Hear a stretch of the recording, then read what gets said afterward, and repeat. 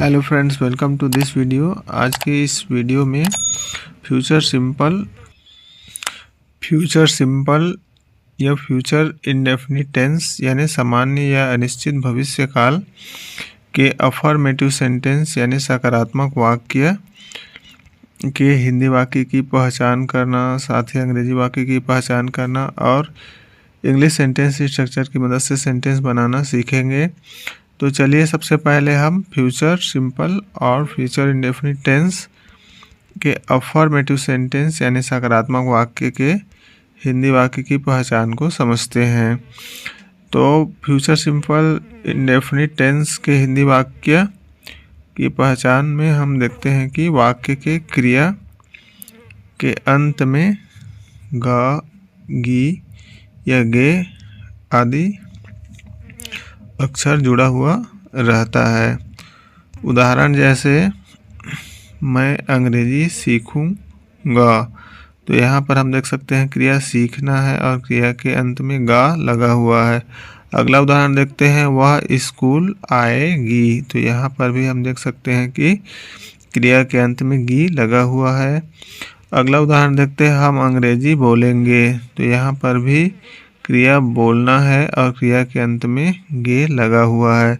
तो इस प्रकार से हम हिंदी वाक्यों को देखकर पहचान सकते हैं कि हिंदी वाक्य जिसमें क्रिया के अंत में ग, गी या गे हो, इस प्रकार के हिंदी वाक्य सामान्य या अनिश्चित भविष्य काल यानी फ्यूचर इंडेफिनिट टेंस या फ्यूचर सिंपल टेंस के होते हैं। तो हिंदी वाक्यों की पहचान को समझ लेने के बाद चलिए आगे हम अंग्रेजी वाक्य की पहचान को समझते हैं। तो अंग्रेजी वाक्य की पहचान में हमको फ्यूचर इंडेफिनिट टेंस यानी सामान्य या अनिश्चित भविष्य काल में हमको अंग्रेजी वाक्य में सबसे पहले हमको सब्जेक्ट लिखा हुआ दिखाई देगा। सब्जेक्ट के बाद में हमको हेल्पिंग वर्ब शैल या विल लिखा हुआ दिखाई देगा। उसके बाद हमको सेंटेंस में वर्ब का फर्स्ट फॉर्म लिखा हुआ दिखाई देगा। उसके बाद सेंटेंस की अनस्ट्रक्चर लिखी हुई दिखाई देगी। तो इस प्रकार से हम अंग्रेजी वाक्य की पहचान कर सकते हैं। चलिए कुछ एग्जांपल्स देखते हैं। जैसे आई शैल लर्न इंग्लिश, तो यहाँ पर हम देख सकते हैं कि सेंटेंस के शुरुआत में सब्जेक्ट है सेंटेंस में, उसके बाद हेल्पिंग वर्ब शैल लगा हुआ है, उसके बाद वर्ब का फर्स्ट फॉर्म यहाँ पर है, फिर उसके बाद ऑब्जेक्ट लिखा हुआ है। अगला एग्जांपल देखते हैं she will come to school, तो यहाँ पर भी हम देख सकते हैं कि सेंटेंस के शुरुआत में सब्जेक्ट है, उसके बाद हेल्पिंग वर्ब विल लगा हुआ है, उसके बाद वर्ब का फर्स्ट फॉर्म है, उसके बाद ऑब्जेक्ट लिखा हुआ है। अगला एग्जांपल देखते हैं वी शैल स्पीक इंग्लिश, तो यहाँ पर भी हम देख सकते हैं कि सेंटेंस के शुरुआत में सब्जेक्ट है, उसके बाद हेल्पिंग वर्ब शैल लगा हुआ है, उसके बाद वर्ब का फर्स्ट फॉर्म है, फिर ऑब्जेक्ट लिखा हुआ है। तो इस प्रकार से हम अंग्रेजी वाक्य को देखकर पहचान सकते हैं कि अंग्रेजी वाक्यों में जिसमें सब्जेक्ट के बाद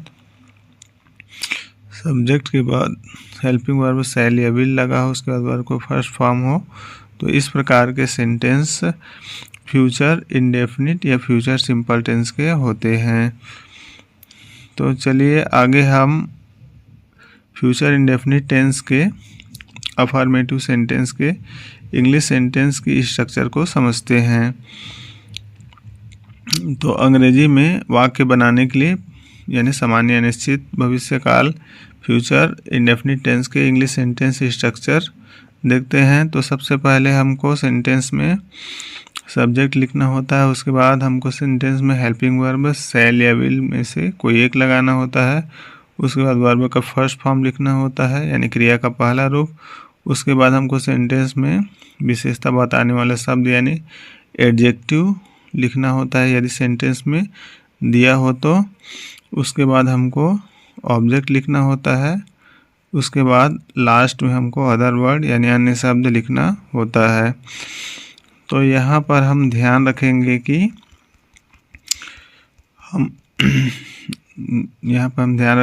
व्याकरणिक रूप से यानी ग्रामेटिकली यदि हमारा सब्जेक्ट आई यानी मैं हो और वी यानी हम हो तो इन दोनों के साथ आई और वी के साथ व्याकरण रूप से सही लिखने के लिए हमें हेल्पिंग वर्ब शैल लगाना होता है, यानी आई और वी के साथ में हमको शैल लगाना होता है।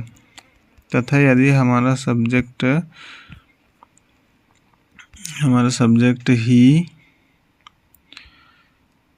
सब्जेक्ट ही यानी वह लड़के के लिए यूज होने वाला प्रोनाउन सी यानी वह लड़की के लिए जो यूज किया जाता है प्रोनाउन इट यानी यह, जो कि नॉन लिविंग थिंग्स या जहाँ पर ऑब्जेक्ट नहीं होता वहाँ पर हम इट से सेंटेंस बनाते हैं।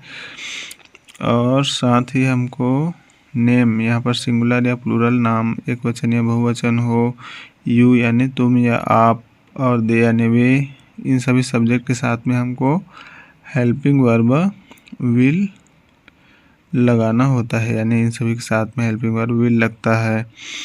तो यहाँ पर हम जब ग्रामर रूप से अंग्रेजी लिखेंगे यानी कि व्याकरणिक दृष्टि से हमको इंग्लिश सेंटेंस लिखना होगा तो हमको आई और वी के साथ में शैल लगाना होगा तथा ही सी इट नेम यू दे, इन सभी सब्जेक्ट के साथ में हमको हेल्पिंग वर्ब विल लगाना होगा। यहाँ पर हम स्पोकन इंग्लिश में यानी कि हमको अंग्रेजी बोलते समय हमको यहाँ पर सभी सब्जेक्ट के साथ में हम हेल्पिंग वर्ब विल का ही यूज़ किया जाता है, यानी हम अंग्रेजी बोलते समय सभी सब्जेक्ट के साथ में हेल्पिंग वर्ब विल लगा सकते हैं। तो यहाँ पर केवल व्याकरणिक रूप से लिखने के लिए ही आई और वी के साथ में हेल्पिंग वर्ब शैल लगाया जाता है और बाकी सब्जेक्ट के साथ में हमको हेल्पिंग वर्ब विल लगाना होता है। लेकिन स्पोकन इंग्लिश में यानी हमको अंग्रेजी बोलते समय सभी सब्जेक्ट के साथ में हेल्पिंग वर्ब विल का ही यूज़ करना होता है फ्यूचर इंडेफिनिट या फ्यूचर सिंपल टेंस में।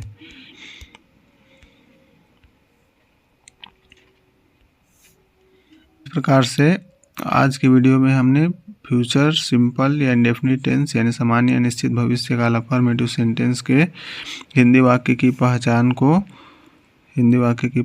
को समझा, साथ ही अंग्रेजी वाक्य की पहचान को समझा और इंग्लिश सेंटेंस स्ट्रक्चर की मदद से सेंटेंस के स्ट्रक्चर को समझा। तो आज के वीडियो में इतना ही। उम्मीद करता हूँ कि आपको वीडियो समझ में आया होगा। यदि वीडियो समझ में आया हो तो वीडियो को लाइक करें, चैनल को सब्सक्राइब करें और अधिक से अधिक अपने दोस्तों को शेयर करें। यदि आपके कुछ क्वेश्चन हो इस वीडियो से रिलेटेड तो कमेंट बॉक्स में कमेंट करें। तो मिलते हैं अगले वीडियो में, तब तक के लिए bye bye, take care, thanks for watching.